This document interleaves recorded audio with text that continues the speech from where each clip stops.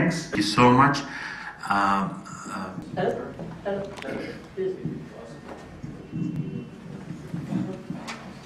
Okay, thank you. It was very important that all these statements were made. There was a ventilation of all these griefs. This very, very important. But now, who will take care of all these statements? Who will make that what we discussed here and about all we agree? I think who will care that this will give up to results? That's the big question, because it's very good thing that we can discuss about this, but I think we are here to obtain some results, and I am asking this important question, which way will this mean to results? Thank you. The floor is open for anyone who wants to answer any questions. I won't like his question. Oh, yeah. Do you feel, I mean, the question is, what I understand, that we should put a resolution for some point date from... It's not only a question of resolutions, it's merely a question of which are our means to obtain some results from which we are discussing. We care about this situation in Gilgit-Baltistan and we want that it could better, but which way can it be done? Well, I don't know if anyone wants to take the floor, otherwise I can answer that. Das, would you like to answer? More than one person can answer this.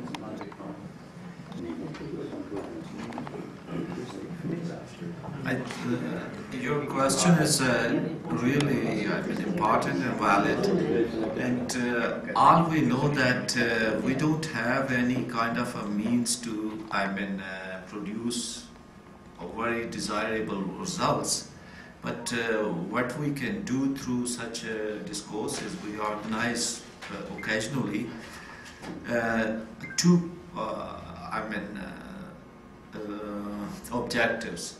The first is to enlighten the international community, because what is the major problem this region, Gilgit-Baltistan, facing right after the control of the Pakistan, that there is a little information about its constitutional, socio-economical, political issues, and particularly for international community, because they don't have any access there. There is no local media, and the international NGOs are not even allowed to communicate or travel to those areas. Not only Gilgit-Baltistan, but Pakistan Administered Kashmir, and Birsman Paul has had experience of going there and what happened with him.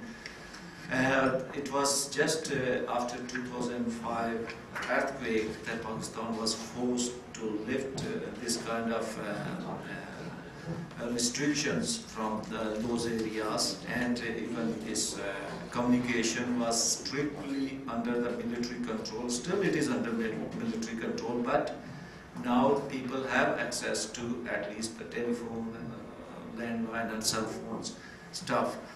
So this is one of the objectives, to enlighten international community through such discourses. Second is to generate some sort of consensus among the different opinions. We had even organized a few conferences in the last few years.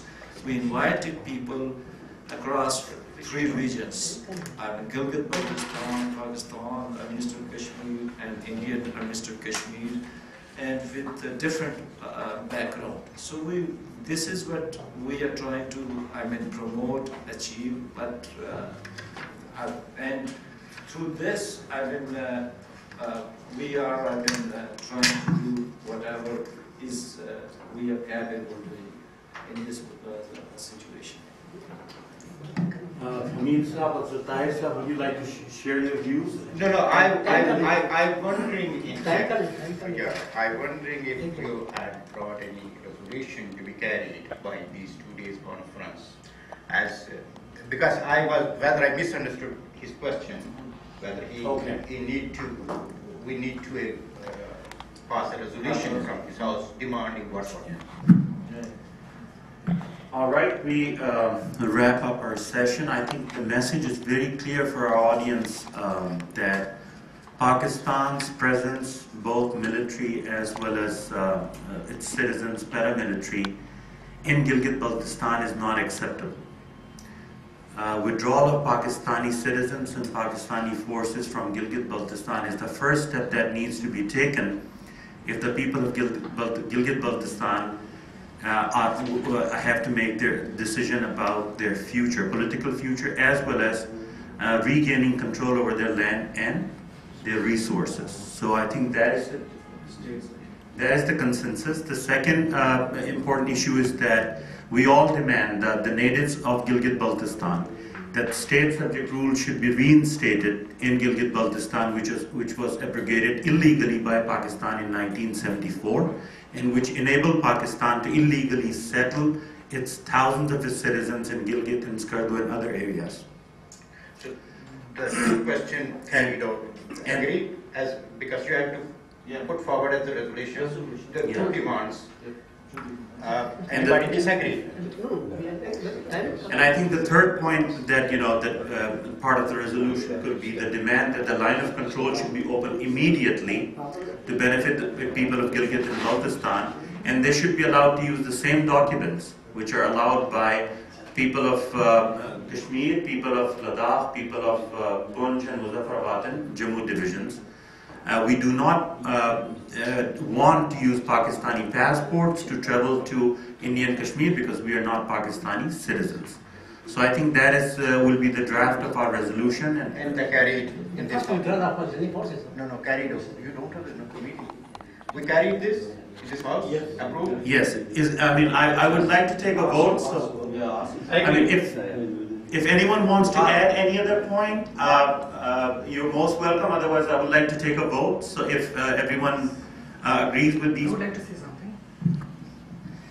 This gentleman actually asked what I understood was, what are the concrete steps that we are going to take? What is going to emanate from this? Otherwise, it is just a talking shop, this conference. That was his answer. And my dear friend here just added some more grievances. Okay, they are correct. But what we want, what is the result? What is the outcome of this conference? What concrete steps are we going to take? That was the question, I think. Yeah, should be in shape of the resolution which you have put 3 points. Publication. So ask the people whether they carry the resolution. So afterward you have to show.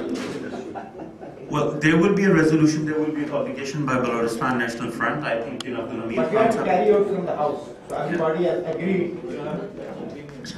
So that, yeah, I mean, the floor is open. I wish if people had 20 minutes. So we still have, I think, minute or two to. Sanjay, one thing I want to clear. It may be the answer also of my friend Doctor. And our planning is to carry out this in the future also. And with our friends, we have discussed that we will take this environmental issue in the court also, in the international court about environment. And then the second, we also want to involve the United Nations organizations like UNESCO and other institutions. So because they are concerned about the areas, the history, and what is going on when Pakistani will build the Diama dams or other dams, and the heritage and the culture will be destroyed in that area, and the huge displacement of the people. This is responsibility of the United Nations, because our case is in United Nations. That's why slowly we will approach to United Nations by presenting the views of the experts and other people. And this is the situation in that area. And China is also a member. It is a permanent member of United Nations, and Pakistan is also a member of United Nations.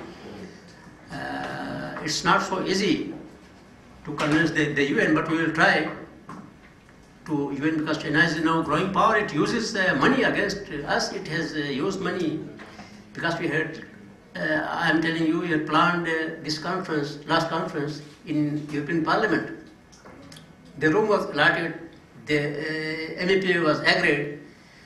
He is called a friend of your son, but after some days when a question came, I don't know who compelled him.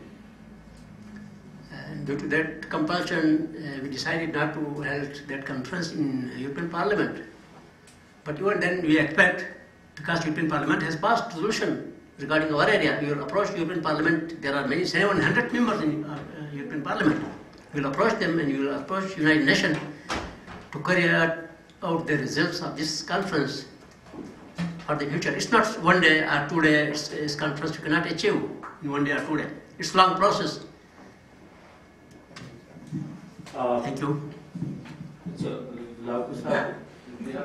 Basically, any struggle for right to self-determination is a long, long struggle.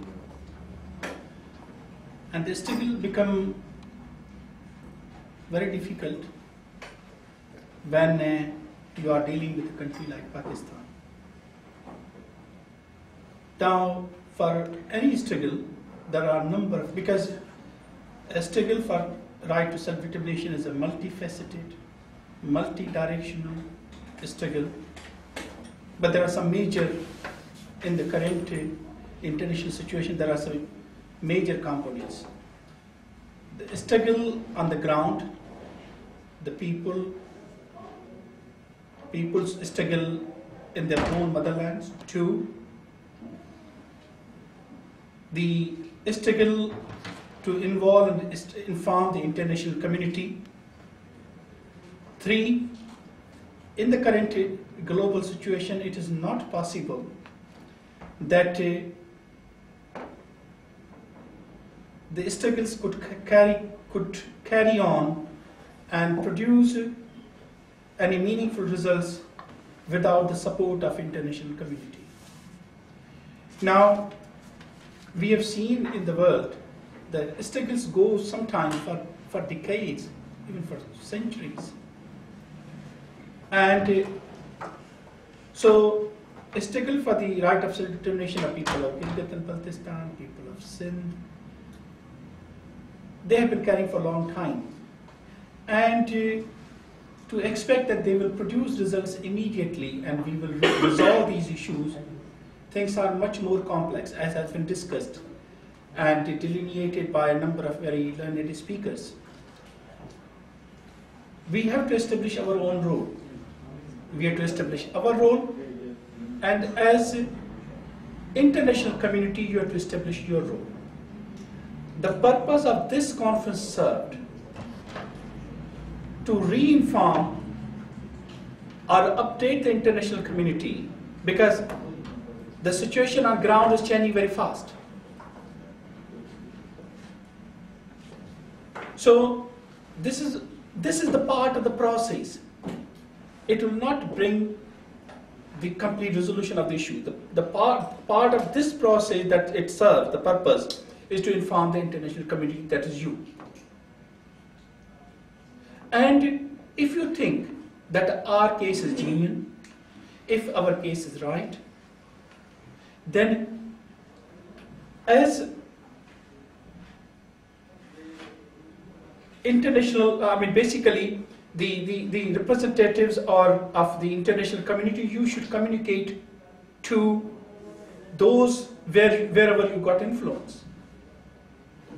Because in this way, this will get momentum. And of course, it has to be supported by struggle on the ground, which is already happening. Say, for example, Abdul Hamid Khan said that a number of people in Gilgit and Baltistan have been killed, abducted. Same is happening in Sindh. Same is happening in Balochistan. People on ground are being killed on a daily basis. So, eventually, because there is a law in philosophy which is called quantity changes to quality and vice versa. So say if you boil this water up to 99 degrees, it will remain water. So you cannot see that there is a change. But when you add 1 degree, it becomes from water, it becomes steam, it changes quality. So these small efforts, they are basically directed to achieve this big aim, the self-determination of our nations, the liberty, the peace, the prosperity, and the justice that we all as nations and individuals we need and desire. Thank you.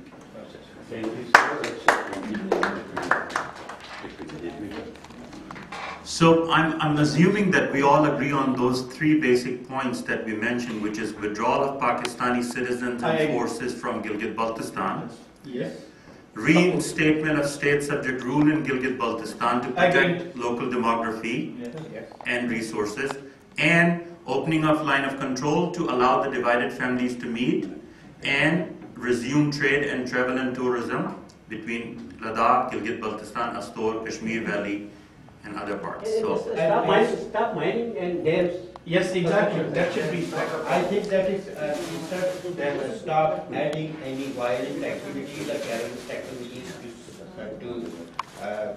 subvert the people's connection. I think it's a very important point to not allow Gilgit-Baltistan to be used to promote extremism, to promote terrorism, to promote militancy, and to disallow Pakistan and China to construct any dams in that area or continue mineral exploration activity against the international law. So I think these are very important 5 points, and I assume that we all agree on that.